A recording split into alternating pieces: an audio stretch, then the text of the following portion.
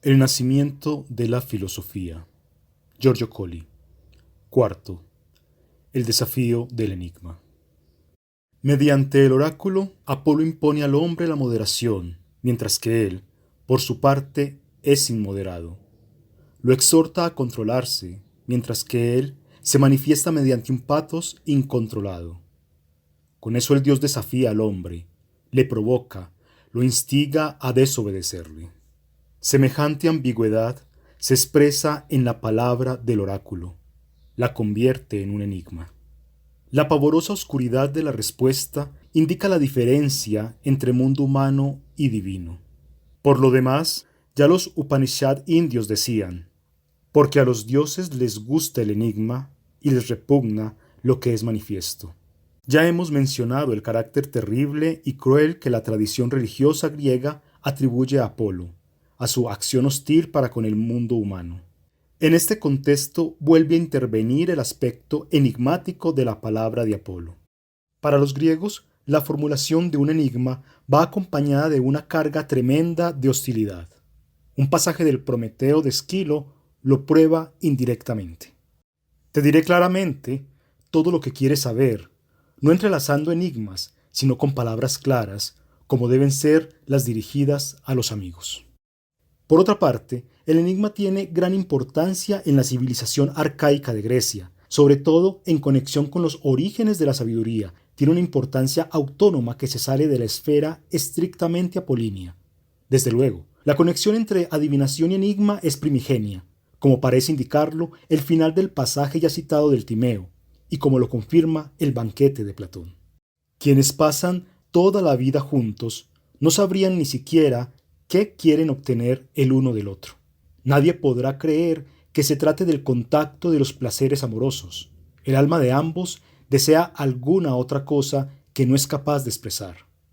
De lo que desea, tiene una adivinación y habla mediante enigmas. Pero desde época antiquísima, el enigma tiende a separarse de la adivinación. El ejemplo más célebre lo proporciona el tenebroso mito tebano de la Esfinge. También, en este caso, el enigma surge de la crueldad de un dios, de una malevolencia para con los hombres. La tradición es incierta con respecto a si fue Hera o Apolo quien envió a Tebas la Esfinge, monstruo híbrido que simboliza la combinación de una animalidad feroz con la vida humana. La Esfinge impone a los tebanos el desafío mortal del dios, formula el enigma sobre las tres edades del hombre. Solo quien resuelve el enigma puede salvar a la ciudad y a sí mismo. El conocimiento es la instancia última, respecto a la cual se libra la lucha suprema del hombre. El arma decisiva es la sabiduría. Y la lucha es mortal. Quien no resuelve el enigma es devorado o degollado por la Esfinge. Quien lo resuelve, solo a Edipo correspondía la victoria, hace precipitarse a la Esfinge en el abismo. El testimonio más antiguo sobre este mito, que al mismo tiempo es el pasaje más antiguo en que aparece la palabra enigma, es un fragmento de Píndaro. El enigma que resuena desde las feroces mandíbulas de la Virgen. En este caso, el texto sugiere inmediatamente la conexión entre crueldad y enigma, y no es necesario deducirla como en el pasaje recordado del Prometeo. Todavía en plena época arcaica, el enigma se presenta algo más separado de la esfera divina de que procede. Tiende a convertirse en objeto de una lucha humana por la sabiduría. La fuente más antigua, en ese sentido, se remonta al siglo VIII o VII antes de Cristo. Volvemos a encontrarla en la obra del geógrafo Estrabón, que después de haber hablado de Éfeso y de Colofón, cuenta, a propósito del santuario de Claro, un certamen legendario entre sabios. Cuentan que Calcante, el adivino hijo de Anfiarao, junto con Anfíloco, llegó aquí a pie a su regreso de Troya. Y por haber encontrado cerca de Claro a un adivino superior a él, Mopso, hijo de Manto, hija de Tiresias, murió de dolor. Hesíodo elabora el mito del modo siguiente, al hacer que Calcante haga a Mopso esta pregunta. Estoy asombrado del gran número de frutos que tiene esa higuera salvaje, a pesar de ser tan pequeña. ¿Quieres decirme el número de los higos? Y Mopso respondió. Son 10.000 en número. Su medida es un medimno, pero uno de esos higos sobra y no cabe en la medida.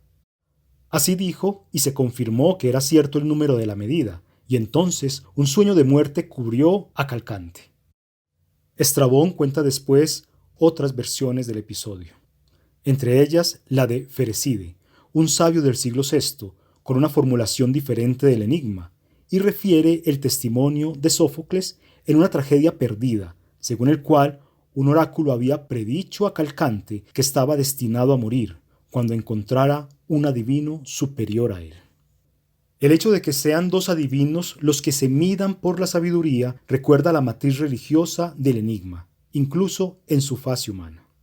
Otro elemento sugiere semejante perspectiva, a saber, el contraste entre la trivialidad en la forma y en el contenido de esos enigmas y el carácter trágico de su resolución. Análogamente, se advierte un contraste con el enigma de la Esfinge, por la transparencia de su resolución. Semejantes elementos discordantes de la tradición revelan la intervención de un arbitrio divino, la intrusión en la esfera humana de algo perturbador, inexplicable, irracional, trágicamente absurdo. Podríamos documentar ampliamente la seriedad y la importancia del enigma en aquella era arcaica. En época apenas más reciente, en los siglos VII y VI a.C., se extiende la formulación contraria del enigma, y ese fenómeno coincide con la completa humanización de esa esfera.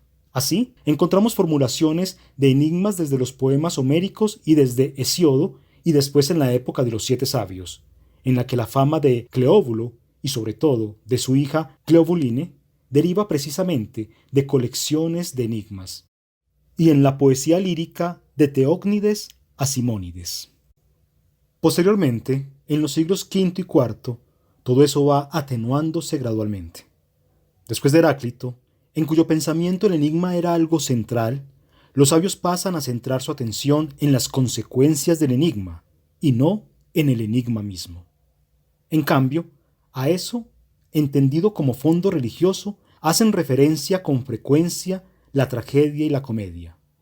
Todavía en Platón encontramos vestigios precisos, casi resonancias arcaicas, que nos permiten una reconstrucción más amplia de ese fenómeno. Según un pasaje del Cármides, el enigma aparece cuando el objeto del pensamiento no va expresado por el sonido de las palabras. Por tanto, presupone una condición mística en que cierta experiencia resulta inexpresable. En tal caso, el enigma es la manifestación en la palabra de lo divino, lo oculto, una interioridad inefable. La palabra es algo diferente de lo que entiende quien habla, por lo tanto, es necesariamente oscura. Otro pasaje del Fedón pone en conexión el enigma con la esfera mística y mistérica. Es posible que quienes instituyeron para nosotros los misterios no fueran hombres ignorantes, sino que realmente se hubieran expresado durante mucho tiempo mediante enigmas, con lo que indicaban que quien carezca de iniciación y no haya participado en los misterios, cuando llegue al Hades, yacerá en el fango, mientras que quien se haya purificado y se haya iniciado en los misterios, al llegar allá abajo, vivirá con los dioses. Efectivamente, como dicen quienes establecieron los misterios, muchos son los que llevan el tirso, pero pocos los poseídos por Dionisos.